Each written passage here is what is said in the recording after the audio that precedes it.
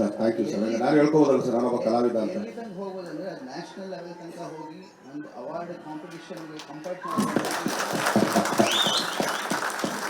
ಅವ್ರಿಗೆ ಒಂದು ಪ್ರಶ್ನೆ ಸರ್, ಇಷ್ಟು ದೊಡ್ಡ ಸಿನಿಮಾ ಮಾಡಿದಾಗ ಹೊಸ ಸ್ಕೀಮ್ ಡಬಲ್ ಇಂಟರ್ವಲ್ ಅಂತ ಇತ್ತು ಸರ್.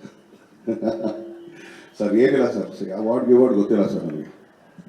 ಒಂದ್ಸಲಿ ಸ್ಕ್ರಿಪ್ಟ್ ಕೇಳಿರ್ತೀನಿ ಸರ್, ಬೆಳಗ್ಗೆ ನಮ್ಮ ಡೈರೆಕ್ಟ್ ತುಂಬ ಒಳ್ಳೆ ಮಗು ಥರ ಬಂದು ಸ್ಕ್ರಿಪ್ಟಿಂಗ್ ಇಟ್ಬಿಟ್ಟು ಟಪ ಟಪ ಟಪ ಟಪ ಎಲ್ಲರೂ ಅವ್ರು ಹೇಳ್ಬೇಕಾದ್ರೆ ಎಲ್ಲೋ ಒಂದು ಕಡೆ ಅನ್ಸುತ್ತೆ, ಓಕೆ ಎಲ್ಲೋ ಸ್ವಲ್ಪ ಆ್ಯಕ್ಟ್ ಮಾಡೋಕೆ ಒಂದು ಜಾಗ ಇದೆ ಕಣೆ, ಓಕೆ ಇಲ್ಲ ನಾನು ಮಾಡ್ತೀನಿ ಅಂತ ಅಲ್ಲಿ ಕೂತ್ಕೊಂಡು ಡಿಸ್ಕಸ್ ಮಾಡ್ತಾರೆ ಅಷ್ಟೇ.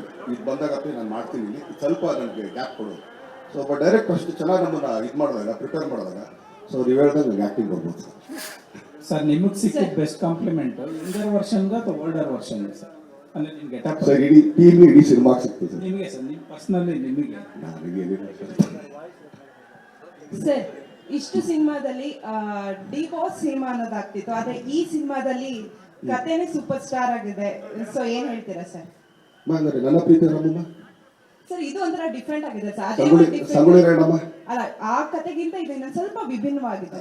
ಒಂದೇನಂದ್ರೆ ಆ ಥರ ಬಂದಾಗ ಮಾಡಕ್ ನಾವು ರೆಡಿ ಇರ್ತೀವಮ್ಮ, ಅಂದ್ರೆ ಆ ಥರ ತಗೋಬರ್ಬೇಕಷ್ಟೇ. ಆಮೇಲೆ ಯಾರು ದೊಡ್ಡದಲ್ಲಮ್ಮ, ಸಿನಿಮಾ ದೊಡ್ಡದಮ್ಮ. ಈ ಸಿನಿಮಾ ಒಳಗಡೆ ಬಂದಾಗ ನಾನು ಇದು ಏನೋ ದರ್ಶನ್, ನಾನು ಕಲಾವಿದನ ಒಳಗಡೆ ಬರ್ಬೇಕು ಅಷ್ಟೇ ಸರ್.